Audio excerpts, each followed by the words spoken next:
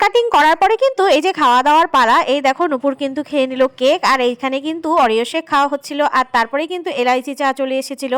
আর বাচ্চাদের জন্য কিন্তু বলা হয়েছিল অরিও শেক, আর দেখো একটা অরিও শেক আসার পরেই কিন্তু সবগুলো বাচ্চাই কিন্তু একসঙ্গে হামলে পড়েছিল খাওয়ার জন্য। সত্যি ছোটোবেলাটা কিন্তু ভীষণ মধুর হয়। আর তারপরেই কিন্তু বাচ্চাদের জন্য চলে এসেছিল ফ্রেঞ্চ ফ্রাই, আর এই দেখো ফ্রেঞ্চ ফ্রাই খেতে কিন্তু প্রত্যেকটা বাচ্চাই ব্যস্ত। তারপরে চলে এসেছিল স্যান্ডউইচ, আর তারপরেই চলে এসেছিল মোমো। আজকে কিন্তু সবাই মিলে খুব সুন্দরভাবে আনন্দ করেছি, যেমন বাচ্চারা আনন্দ করেছে সেরকম কিন্তু আমরা বড়রাও ভীষণ আনন্দ করেছি। আর তারপর কিন্তু খাওয়া দাওয়ার শেষে কিন্তু আমার মেয়েকে পাঠিয়ে দিয়েছিলাম, সে কিন্তু পড়তে চলে গেছে। আর তারপরে কিন্তু অমৃতাদিও চলে গেল, আর তারপরে দেখো বাচ্চাগুলো কিন্তু গিফট খুলতে ব্যস্ত হয়ে গেছে, আর গিফট পেয়ে কিন্তু প্রত্যেকটা বাচ্চাই ভীষণ খুশি।